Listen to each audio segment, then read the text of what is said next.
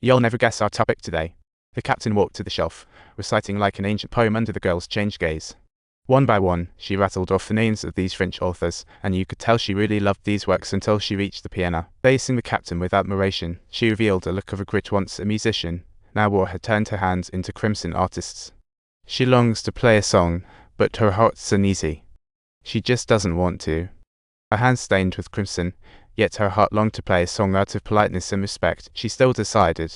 Subtitles. She still said goodnight and hurriedly left this place. Although she spoke toughly, Anna was entirely unaware. In front of her, the hasty fallen boy was whisked into a neighbor's house, and this enemy was quietly melting her icy heart. Somewhere along the line, she found herself wanting to know him, so she asked the boy his name.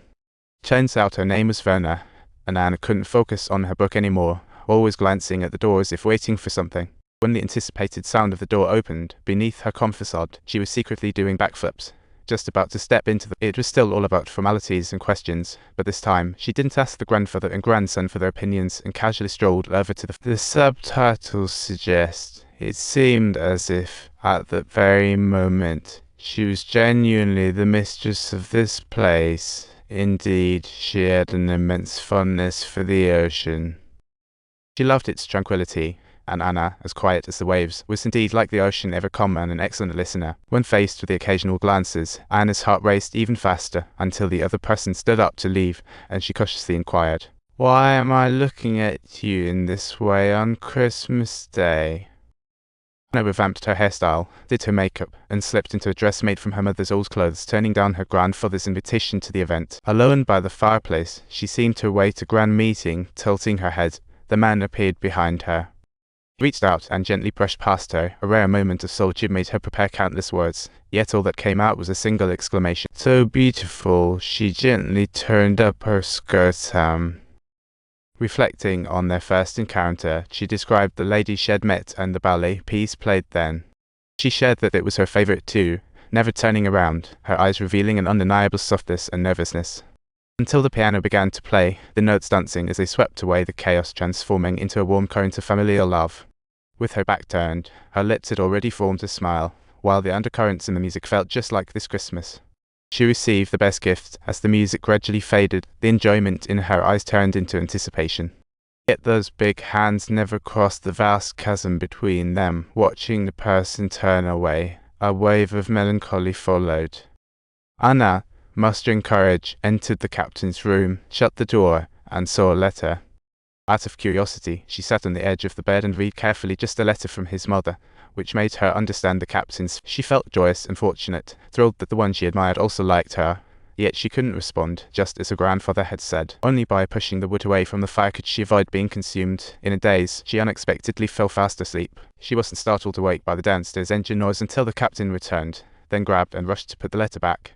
To her surprise, when the door closed, the wind whisked the letter away. Passing Anna's room, the captain stopped in his tracks. None of them ever imagined that the closed door felt like the weather. Upon returning, the captain noticed the fallen letter, and looking at the now tousled bed, he understood.